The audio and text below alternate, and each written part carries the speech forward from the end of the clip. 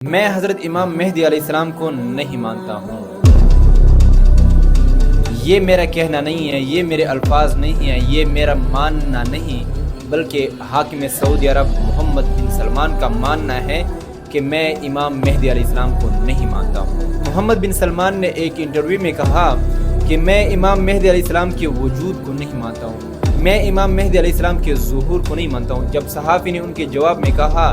کہ یہ تو حدیث میں بھی موجود ہے، انہوں نے کہا کہ قرآن مجید میں ایسی کوئی بات نہیں ہے کہ امام مہدی علیہ السلام آئیں گے اور یہ ہوگا وہ ہوگا، ایسے کچھ بھی نہیں ہے۔ اور جہاں تک حدیث کی بات ہے تو ضروری نہیں ہے کہ حضرت امام مہدی علیہ السلام کا ظہور ہو جائے، حضرت امام مہدی علیہ السلام آ جائے اور وہ جنگ لڑے، کہ ایسا کچھ نہیں ہوگا۔ دیکھیے، حدیث کا انکار کرنا اور پھر صحیح حدیث کا انکار کرنا اس کے مترادف ہیں، گویا کہ کوئی شخص حضور اکرم صلی اللہ علیہ وسلم کو نعوذ باللہ جھٹلا رہا ہو، کیونکہ حضور اکرم صلی اللہ علیہ وسلم کی بات ہے، اور حضور اکرم صلی اللہ علیہ وسلم کی بات صرف آپ کی بات نہیں ہے بلکہ اللہ تعالیٰ کا کلام ہے، کیونکہ اللہ تعالیٰ نے قرآن مجید میں ارشاد فرمایا ہے سورۃ النجم میں کہ وَمَا يَنطِقُ عَنِ الْهَوَىٰ إِنْ هُوَ إِلَّا وَحْيٌ يُوحَىٰ۔ یہ باتیں نبی علیہ السلام اپنی خواہش سے نہیں بولتے ہیں بلکہ یہ ان کی طرف وحی کی جاتی ہیں۔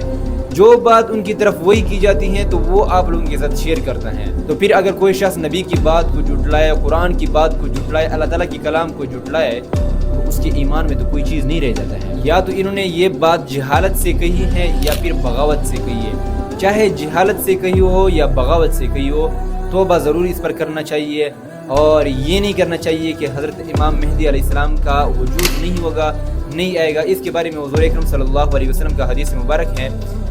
حضرت علی رضی اللہ تعالیٰ نے اس کو بیان کیا ہے کہ حضور اکرم صلی اللہ علیہ وسلم نے فرمایا کہ مہدی ہمارے اہل بیت میں سے ہوں گے اور اللہ تعالیٰ ایک رات میں ان کی اصلاح فرما دے گا۔ اور اس طرح ایک اور حدیث مبارک ہے، ان کو حضرت ابو سعید خدری نے بیان کیا ہے کہ حضور اکرم صلی اللہ علیہ وسلم نے فرمایا کہ آخری زمانے میں مہدی کا ظہور ہوگا، امام مہدی کا ظہور ہوگا۔ یہ صحیح احادیث مبارک ہیں اور معتبر کتابوں میں لکھے ہیں۔ اگر کوئی شخص بھی کسی حدیث کو جھٹلائے اور اس کو قصہ یا کہانی کہہ دے کہ نہیں یہ صرف اور صرف ایک کہانی کے مترادف ہیں، تو وہ شخص ایمان سے فارغ ہو جاتے ہیں۔ تو لہٰذا میں یہ فتویٰ نہیں لگا رہا ہوں کہ آپ کافر ہو یا کوئی اور کافر ہو، لہٰذا توبہ لازم کرنی چاہیے، کیونکہ